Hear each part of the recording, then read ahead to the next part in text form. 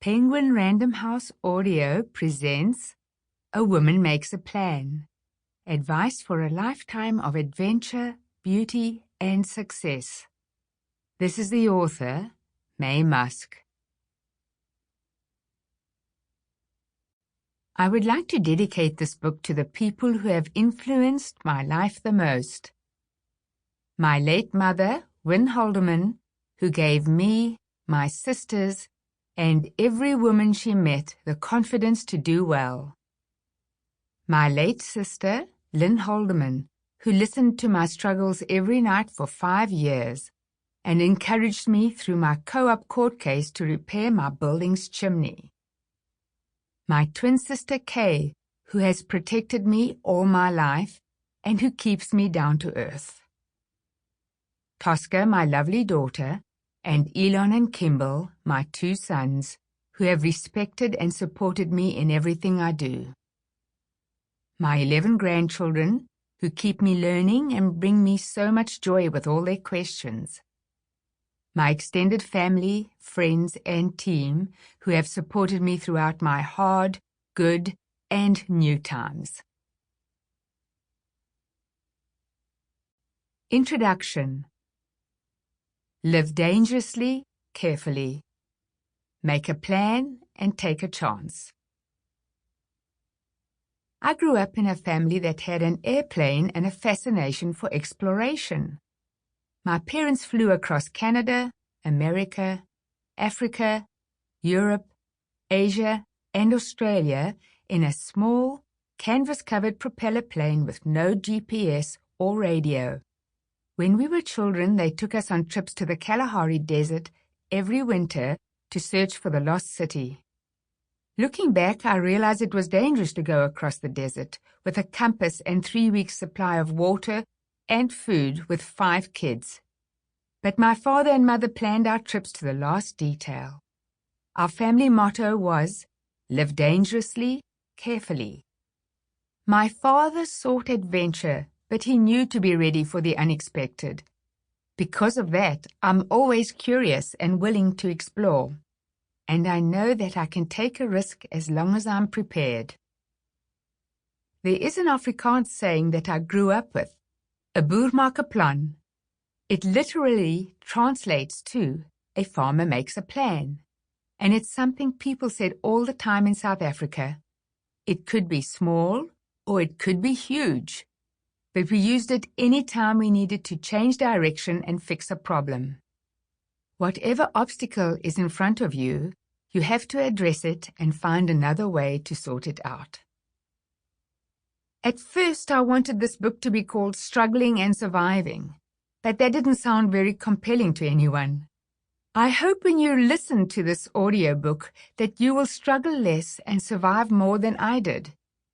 In my life, things have gone wrong way too often, and each time I have had to make a plan. You can plan things as a woman, but then you get sideswiped, and you have to make another plan. By the way, this happens to men too. I have started my life over many times, and as an adult I've lived in 9 cities across 3 countries. I don't recommend starting over again and again like I did, but if you have to, you must plan ahead. You can live a more exciting and happier life if you take chances. I took a lot of chances and struggled in the beginning, but I persisted until I found success in my personal and business lives. You don't have to plan every detail of the changes in your life. You can sort out your problems as they come along. And there will be different problems, of course, but you just have to plan that first step. There are surprises around every corner in life, from taking care of yourself and your family and friends, to looking and feeling fantastic, to having a successful career and living an adventurous life. It's a lot to think about all at once, but if you start with your first step and then the next step after that, you can keep on moving ahead. When I was in bad situations, I read many romance or self-help books. They gave me hope. Perhaps sharing my experiences with you will give you hope too. Being my age is fantastic. I have lived for 7 decades, enjoyed 2 successful careers, and raised 3 children. I'm a grandmother to 11, and now I'm more in demand than ever as a wellness speaker and model. I was even asked to write this book. That's why I say that it's great to be 71. I wake up excited for each day. If you have a good attitude and you make a plan and take a chance, even Mars is possible. Part 1. Beauty. Chapter 1. Silver is the new blonde. Life keeps getting better. At 59 years old, I let my hair go silver. 2 years later, I was pregnant on the cover of New York magazine. Well, I wasn't really pregnant, but it looked pretty convincing. At 67, I walked in my first runway show at New York Fashion Week with women who were a third of my age. At 69, I became a cover girl. Can you imagine? I never did. I would never have predicted that letting my hair go grey would be the secret to becoming a supermodel. I first walked a runway at 15 and they told me I'd be done at 18. As a model, I never expected to be carrying on this long, and certainly not in my prime at 71.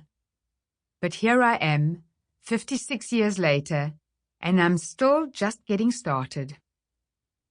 Women don't have to slow down as they age. I'm running like a speeding bullet.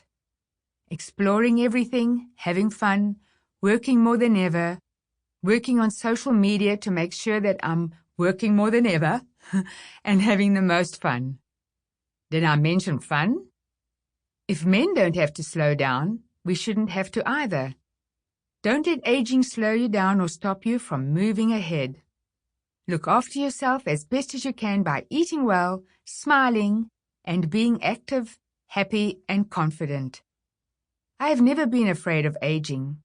Funny enough, when I see the wrinkles on my face, and after 60, wrinkles on my thighs and my arms, I find them amusing. I'm just so happy to be in good health.